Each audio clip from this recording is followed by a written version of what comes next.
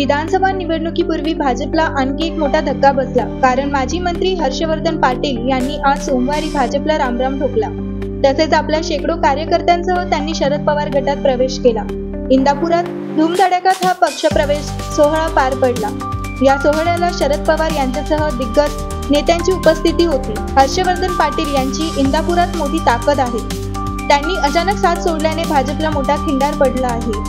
हर्षवर्धन पाटील आगामी विधानसभेची निवडणूक तुतारी चिन्हावर लढवणार आहेत। त्यामुळे राष्ट्रवादी काँग्रेस शरदचंद्र पवार पक्षात आनंदाचं वातावरण आहे। दरम्यान हर्षवर्धन पाटील यांनी राष्ट्रवादीत प्रवेश केल्यानंतर भाजप नेते आणि राज्याचे उपमुख्यमंत्री देवेंद्र फडणवीस यांनी पहिली प्रतिक्रिया दिली आहे। देवेंद्र फडणवीस यांनी आज नागपूर येथे माध्यमांसोबत संवाद साधला। यावेळी पत्रकारांनी त्यांना हर्षवर्धन पाटील यांच्याबाबत विचारलं असता फडणवीस यांनी एका वाक्यात उत्तर दिलं। ते म्हणाले, हर्षवर्धन पाटील हे आता तुतारी घेतील ही जुनी न्यूज आहे।